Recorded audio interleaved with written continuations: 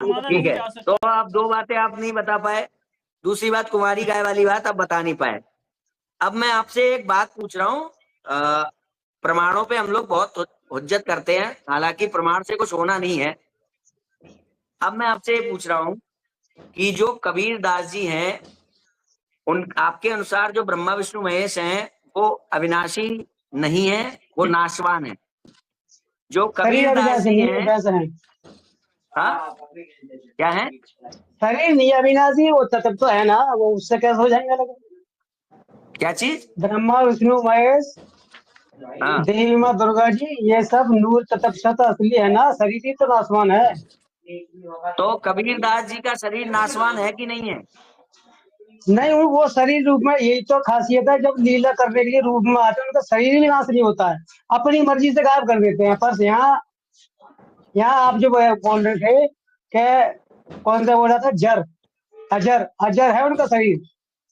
जैसा आप कहते हैं ना, अच्छा, अजर, जैसे जर जर का मतलब होता है जो जैसे कोई बिल्डिंग है या घर है, जर जर मैं अवस्था पूछ रहा में गिर हूँ, जाता है, मैं ये पूछ रहा पर हूँ, उनका शरीर गिरता नहीं, इसलिए अजर अमर है। मैं ये पूछ रहा हूँ अजर का अर्थ क्या है? अजर का ये है, जैसा हमारा कोई मकान है, जर जर नया बनाया, कुछ दिन चलेगा, जर जर अवस्था में आके गिर जाएगा, भाई खत्म हो साहब, जाएगा। मुझे वो अर्थ बताइए पर उनका जो शरीर, अर्थ किसी शास्त्र में लिखा हो। शास्त्र में ऐसे ही तो दिखाई दे रहा हो, तो कभी साहब लिखा है, बताता हूँ जो वाणी है देवगढ़ में निकाल के, भाई साहब, और वैसे ही तुम्हें पता है मगर में करवाना। मेरे पास वही संस्कृत हिंदी डिक्शनरी है। जिस संस्कृत हिंदी डिक्शनरी के आधार पे आपके जो तत्वदर्शी गुरुदेव हैं वो ब्रज का अर्थ बताते हैं, वही डिक्शनरी है, उसमें लिखा है अजर का अर्थ उसमें लिखा है जो कभी बूढ़ा नहीं होता, सदा जवान रहने वाला। अच्छा, बूढ़ा तक होगा, उसके बाद ये न दिखाया है, मर, जब आदमी मर जाता है उससे पूरी तरह जब दिखा, जब बताया जाता है कि ये जर्जर अवस्था में आ गया, अब वो जर्जर अवस्था में कहाँ है, वो तो गायब हो गए थे ना, भाई साहब, मैं आपसे ये शरीर पूछ गिरा रहा ही नहीं हूँ, उनका कबीर जी का जो मुख्य स्वरूप है, मूल आप कहते हो, कबीर जी का जो कबीर जी जो सतलोक में बैठे हैं, वो सतलोक से सीधे उठ के नीचे आते हैं, जो रूप वहां पे है वही रूप यहाँ पे है, ऐसा है क्या? भगत जी देखिए, वहां भी जो जैसा हम जैसी इच्छा करते हैं ना, हमें शरीर रूप में देखना है मालिक को, तो सतलोक में शरीर रूप में ही बैठे हैं परमात्मा, ठीक है। अनामी जो लोक है, वहां पर जाकर आत्मा परमात्मा एक हो जाते हैं, वहां शाश्वत स्थान है उनका, जैसा सागर और हम बूंद आत्मा समझो परमात्मा आत्मा, उसमें एक भी जाकर हो मिल जाते जाते हैं? हैं। हाँ हाँ आत्मा हाँ, वहां परमात्मा एक हो जाते अनामी, हैं? बिल्कुल अनामी लोक में। अच्छा, ये कहाँ लिखा है? संत रामपाल जी के मुंह से सुनवा दूंगा तुम्हें, और बताओ। अच्छा, आत्मा परमात्मा एक है, तो पर भैया जो हाँ ये हाँ, पर कहते किस, हैं, जो ये कहते हैं कि आत्मा परमात्मा एक नहीं है, वो सुन लीजिए, ये आपके भाई कह रहे हैं आत्मा परमात्मा एक हो जाते हैं, ठीक है।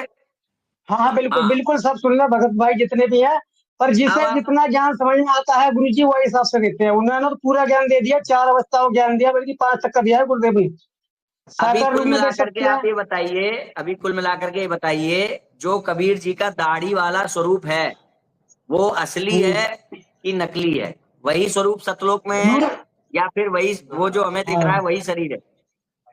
तेज पुंज के रूप में करोड़ चंद्रमा, करोड़ जैसा सूर्य मिला था, इतना तेज पुंज का शरीर वहां बैठे हैं जैसे परमात्मा। यहाँ दिख रहे हैं वैसे ही है वहां पर?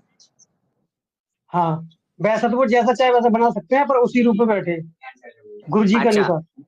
यानी ये कि कोई नानक देव जी मिलने गए थे तो उन्हें ऐसा ही रूप दिखाया था, यहाँ से जो गए गए थे ना, नानक साहब जी की आत्मा को लेकर, तो वहीं जाके समा गए थे। अब ये अभी नहीं है कि आपने वही रूप कहीं है, वो अपनी बालक का वाणी में रूप भी लिखा बना है सकते हैं, कि कैसा ही वो बना मिलने सकते गए थे? हैं, अभी बिल्कुल लिखा आपने है। कई बातें हो गई है, बहुत सारी बातें हो गई हैं, एक एक करके ब्रेक डाउन कर लेते हैं। पहली बात तो आप ये कह रहे हैं कि कबीर दास जी का जो स्वरूप सतलोक में है वही स्वरूप यहाँ पे होता है, ठीक है, हाँ जी, ठीक है। वो सीधे बस अपना प्रकाश कम कर लेते हैं, डायरेक्ट यहाँ आ हाँ जाते हाँ हैं। हाँ। अच्छा, तो फिर ये जो यहाँ पे रूप ये आया था बच्चे के रूप में, शिशु के रूप में, वो क्या था? अब बताता रहा हूँ, बना, मैंने आपसे पीछे ना करने का, अपनी इच्छा से बना लेते हैं। वो बनाया क्यों था रूप बच्चे वाला, ये अरे भी सुनो। भाई, अगर रूप बदला लेते हैं, उनका बच्चे का रूप भी है, उनका किशोर अवस्था का भी है, तो आपको कैसे पता कि ये वाला जो रूप है यही सतलोक का रूप है? तो बच्चे रूप में यहाँ से लीला करनी थी ना, इसलिए आए थे। युवा में भी रहे। यानी कि उनका रूप परिवर्तनशील है, वो अपना रूप बदल सकते हैं। हाँ, अपनी इच्छा से कर सकते हो। पर जहाँ अनामी लोक यानी में कि जो है वहां तो यानी कि सागर रूप में, समुद्र रूप में, यानी आत्मा कि परमात्मा एक हो जाती है अनामी लोक में। भाई भाई देखिए, एक एक बात करिए। आपने कहा कि वो अपने रूप को बदल सकते हैं, ठीक है। हाँ जी, हाँ जी। यानी कि उनका जो रूप है वो शाश्वत रूप नहीं है।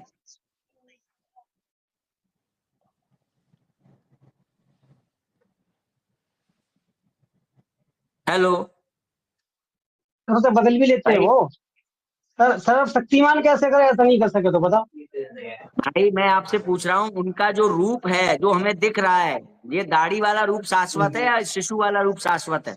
कौन सा रूप शाश्वत है? शाश्वत, शाश्वत वो है जो अनामी लोक में है। वो कौन सा वहां रूप है? से दाढ़ी वाला? वो दाढ़ी वाला शाश्वत है? कौन सा है? वहां अनामी, सतलोक में कौन सा है? अनामी लोक में, अनामी कौन सा लोक में है? भगत जी है। परम तत्व पर ब्रह्म, आत्मा जब परमात्मा ना है, परमात्मा भाई साहब दिखते नहीं मैंने है वो पूछा स्वरूप। आपसे, सतलोक में हम्म। जो उनका रूप है वो दाढ़ी वाला है या कोई और रूप है? सतलोक में दाढ़ी वाला, अनामी लोक में जो है वो अपने परमात्मा स्वरूप है। अब मैं आपको जैसे बता रहा हमारी हूँ, आप। मान लीजिए हम्म। ये सतलोक में बैठे हुए कबीर जी हैं, ठीक है। हाँ जी। ठीक है। हाँ हाँ। अब ये शाश्वत है ना? शाश्वत, ये शाश्वत है ना? पर वो तो शाश्वत का अनामी लोक में है ना। सतलोक में अनामी, जैसा तुम बता रहे हो। हाँ, मतलब कि जो जो अपना लीला का रूप है भगवान का, वो शाश्वत नहीं है। वो सतलोक से आते हैं ना, सतलोक से आते हैं वो तो मैं अपनी लीला आपसे दिखाने पूछ के रहा लिए। हूँ, यहाँ जो लीला में रूप होता है वो शाश्वत नहीं है ना? नहीं, उसे बदल सकते हैं, जब इच्छा वो बदल सकते हैं उसे, पर खत्म यानी नहीं होगा, शाश्वत ये नहीं याद है। रखना। यानी ये जो दाढ़ी वाला रूप हाँ जो हमें यहाँ दिख रहा है वो शाश्वत नहीं है। हाँ, वो वाला नहीं बदल सकते जब चाहे उसे। अच्छा, तो अब बात ये आती है कि ये जो रूप हमें यहाँ उनका दिखता है वो शाश्वत नहीं है, उसी के जैसा एक दूसरा रूप है जो सतलोक में बैठा है, वो शाश्वत है। ठीक है। हाँ। अब इसका प्रमाण दे वहां, दीजिए हमें, कहाँ पर है? अब भगत जी जिसमें बात आ रही है ना, हमारी बात हो रही है, इसी में वीडियो डाउनलोड है गुरुदेव जी, अब मैं निकालूंगा कैसे, अभी बात ये है। अरे भैया, वीडियो अगर डालोगे हाँ कहीं? तो कट जाएगी। गुरुदेव ने बोला होगा, उनका कोई शास्त्र भी होगा, उन्होंने किसी शास्त्र के आधार पे बोला होगा। हाँ, बिना शास्त्र के तो बोलती नहीं है वो। तो फिर वो आपको नहीं याद है? अब जैसे मैं, याद नहीं, वीडियो अभी दिखा देता ना, सुनवाता अपनी सतगुरुदेव के मुंह से, पर बात ये है ना, अब हमारी बात हो रही है ना, इसमें डाउनलोड है। अब मैं अगर अच्छा, हटाऊंगा तो आपको ये कट जाएगा यानी थोड़ी देर के लिए। चलो चलो इस बात को ऐसे ले लेते हैं कि आपने ये मान लिया कि ये जो हमें रूप दिखाई दे रहा है ये जो है बदलता हम्म। है, तो इसका मतलब वास्तविक रूप कुछ और है। हाँ, वास्तव परम तत्व है। जैसे हमारी आत्मा दिख नहीं सकती, स्वरूप ज्ञान है, वैसी मालिक का है वो। तो वास्तविक रूप हमारी आत्मा तो निराकार है। स्वरूप ज्ञान है, निराकार का होती है, तुम निराकार तो ब्रह्म होते हमारी आत्मा का कोई फोटो है क्या? हो। नहीं नहीं, बिल्कुल नहीं हो सकता। तो आप तो कह रहे हो ना, उसमें मैं, सतलोक में जो कबीर का रूप है उसको तो आप कह रहे हो ना उसका फोटो है। पर वो तो नूरी तत्व है ना, नूरी तत्व में आए ना वो तो। मैं आपसे नूरी कह तत्व रहा का हूँ, दिख जाता है ना। आपको वहां पे सतलोक में बैठे हुए कबीर का आपको मालूम है ना कि वो क्या कहते हैं, वो है साकार है, फोटो है ना आपके पास? हाँ, ज्ञान। हाँ, सतलोक तक जो, जैसे गुरुदेव ने बताया कि हमें सतलोक में रहना है, तो आत्मा परमात्मा अलग अलग रहते हैं। जैसे हम जब चाहे दर्शन कर सकते हैं मालिक के, ऐसे हैं। जैसे स्वर्ग लोक में विष्णु जी मिल जाते हैं, ऐसे ही वो हमें देखने को मिलते हैं। और हम कहते हैं मालिक हमें यहाँ नहीं रहना, हमें मोक्ष पाना है, तो उस मालिक में जाकर समा जाते हैं, फिर अनामी लोक में चले जाते हैं। अगर वो तो ये भक्ति तो करेंगे। अद्वैतवादी हो गए। हैं? चलो कैसे कैसे भाई? खैर, भैया आप लोग अपनी अपनी बात सुनते रहिएगा इनके मुख से। तो अभी मैं ये कह रहा हूँ, हाँ, जितने रामपाल दास जी, पुण्यात्मा मैं ये कह सभी रहा हूँ, हैं, सभी के लिए है सब जी जी, कुछ। आत्मा और परमात्मा एक हो जितनी जाते हैं तो ही पुण्यात्मा। मोक्ष है।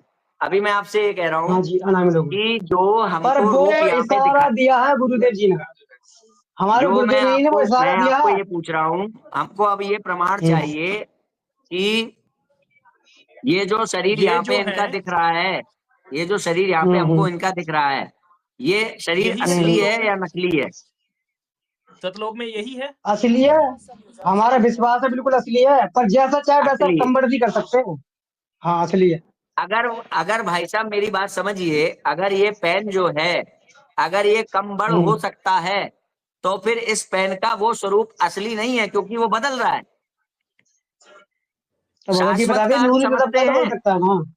हाँ, हाँ जी, बात ये हमारे वो जन्म मरण मिट जावे है सुरता, वो आनंद काया तेरी। मरण मिट जावे है सुरता, वो आनंद काया तेरी।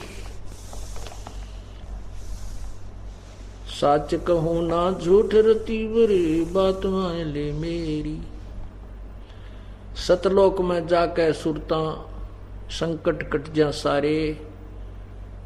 अलख लोक और अगम लोक के, यानी सतलोक में जाकर के फिर अलख अगम लोक को और सतनामी को हम वहां जाकर के प्राप्त करेंगे। वहां अलग से वहां भक्ति, हम चाहेंगे ऊपर जाना तो वहां भक्ति करेंगे, नहीं तो सतलोक में। जैसे ही हम इस लोक ने छोड़कर आज जी को ना, और ये तो छुट्टे भी का, तो वहां तो इतना आनंद हो जाएगा। वो आपकी इच्छा, आगे ऊपर चलना या ना चलना, सतलोक तक जाने के बाद कोई कष्ट नहीं है, फिर पुनर्जन्म नहीं है। अनामी लोक में जाने के बाद फिर वहां आत्मा और परमात्मा एक हो जाते हैं, आत्मा परमात्मा में समा जाती है। लेकिन सतलोक, अलखलोक और अगम लोक में वहां आत्मा और परमात्मा का अलग अस्तित्व है। अब जैसे इन अन्य पंथों वालों से हम चर्चा करते थे, समझाने की चेष्टा भी करते थे, फिर वो तो कति अनाड़ी हो गए, मानते ही नहीं। ये क्या कहा करते हैं राधा स्वामी वाले और धन धन सतगुरु वाले, इनके शिष्यों से बातचीत होती थी, कहते हमारे गुरुजी से कहते हम तो बस सीधे त्रिकुटी पर जाते हैं, इससे नीचे का तो पिंड है और यो ब्रह्मांड है। और कहते हैं पहले ऋषियों ने इस बात का पता नहीं था त्रिकुटी का, जो क्यों बड़ी खोज करे बैठे थे। क्योंकि त्रिकुटी, हम सीधे त्रिकुटी में जाते हैं, हम नीचे के कमलों का हमने कोई आवश्यकता नहीं। कमाल की बात कर दी। हम विदेश गए हुए हैं और विदेश में हमारे ऊपर बहुत प्रकार के कर्जे बन गए हैं, लोन बन गए हैं। जब तक हम उस देश के लोन को, कर्जे को या ऋण को नहीं चुका देंगे, तो वहां से हमारे कागज क्लियर नहीं होंगे, हमारे पेपर क्लियर नहीं होंगे, हमें वापस नहीं आने दिया जाएगा। सबसे पहले हम इस काल के लोक में आकर के जो सतलोक से कमाई लेकर आए थे, वो तो हमने सतयुग में खत्म कर दी। देव ब्रह्मलोक में, ऊपर के लोकों में रहे बहुत दिनों तक। उसके बाद अब हम मजदूरी करते हैं, स्वर्ग में खाते हैं, फिर 84 लाख योनियों में भटकते रहते हैं। और फिर हमने इन पांचों कमलों के अंदर से जाना होता है, तो ये हमारा ऋण मुक्त ना होने से जाने नहीं देते। आपको जो प्रथम नाम दिए जाते हैं वो इन्हीं कमलों को खोलने के, ये ऋण मुक्त होने के दिए जाते हैं। और ये राधा स्वामी वाले, धन धन सतगुरु वाले महापुरुष कहते हैं हम तो सीधे त्रिकुटी में जाते हैं, हम नीचे में हमारा कोई लेन देन नहीं है। ये तो बालक बुलाने वाली बात है। इन्होंने त्रिकुटी तो ऐसा मान रखा जैसे बरवाड़े का बस स्टैंड हो, पैदल चला जाओ जो पहुंच जा। अरे बालका का खेल बना रखा। इनके नाम देख लो, उस त्रिकुटी तक जाने वाले मंत्र भी कोई ना इनके पास। पता नहीं ऊट पटांग, कहीं की ईट कहीं का रोड़ा बनाकर कोई काल मूर्ति, सबद स्वरूपी राम सतपुरुष, ये घर की गडली। ये वही 2 मंत्र हैं, 2 अक्षर का नाम है, जिसमें एक ओम अक्षर है, दूसरा गुप्त। वैसे तो क्लियर भी हो चुका है। बाकी कहने का भाव यह है कि ये केवल इसकी वे ऑफ वर्शिप, पूजा की विधि, सिमरन की विधि केवल उपदेशी को बताई जाती है। और मर्यादा में रहकर आप भक्ति करोगे तो आप पार होगे, अन्यथा नाम लेकर भी रह जाते हैं। अपने आत्मा परमात्मा ने खजाना खोल दिया आपके समक्ष, और अब भी हम पार नहीं हुए तो हमारे जैसा निर्भाग नहीं, फिर नहीं हमारा कभी दाव भी नहीं लगेगा। इसलिए परमात्मा कहते समझा है तो सिर दर पाऊं, बहुर नहीं रे ऐसा दाव। अब ये दाव लग गया, इसका लाभ उठाओ। बोलो सतगुरुदेव।